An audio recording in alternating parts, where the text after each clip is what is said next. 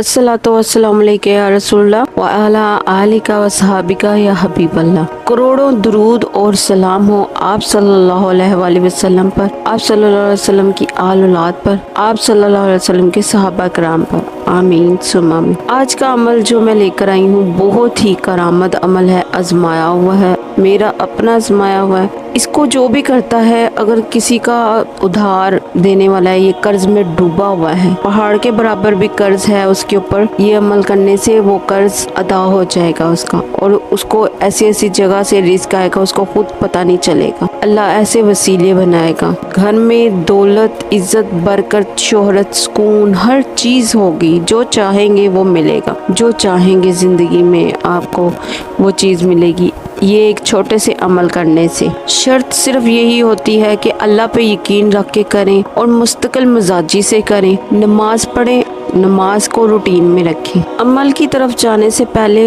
मेरे चैनल को सब्सक्राइब लाजमी कर दें, क्योंकि सब्सक्राइब बिल्कुल ही फ्री है आपके लिए, और चैनल और वीडियो को भी लाइक कर दें और शेयर लाजमी करें ताकि दूसरे लोग भी इसका फ़ायदा उठाएं। ये बिल्कुल सब कुछ फ्री है, आपके अपनी पॉकेट से कुछ भी नहीं जाता, जस्ट आपने लाइक और सब्सक्राइब करना और शेयर करना है, और इसमें सिर्फ आपकी नेकी शामिल हो जाएगी। अल्लाह पाक आपको सवाब देगा इसका। अमल ये है कि जब कोई भी घर के अंदर दाखिल होता है, कोई भी मर्द हो, बच्चा हो, घर के बच्चे हों, औरतें हों, वुजू बावुजू जब भी घर के अंदर दाखिल हों तो पहले सलाम करें, पहले इस तरह अस्सलामु अलैकुम बोलें, फिर उसके बाद एक दफ़ा सूरत इखलास, कुल हु अल्लाहु अहद अल्लाहु समद लम यलिद वलम यूलद वलम यकुल लहु कुफुवन अहद, बिस्मिल्लाह के साथ पढ़ें।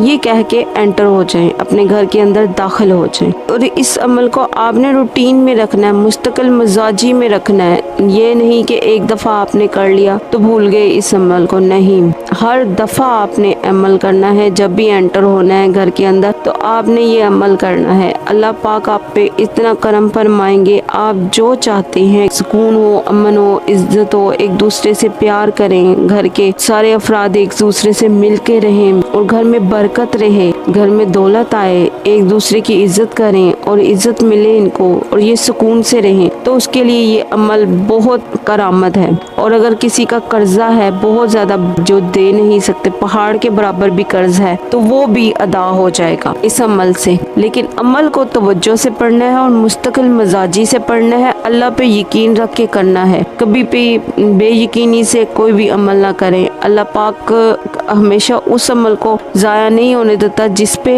आप अल्लाह पे यकीन रख के करते हैं। जब आप नमाज भी अल्लाह पे यकीन रख के पढ़ते हैं तो वो भी कबूल होती है। कुरान पाक पढ़ें, नमाज पढ़ें, मुझे दुआओं में याद रखें। Thank you very much. अल्लाह हाफिज़।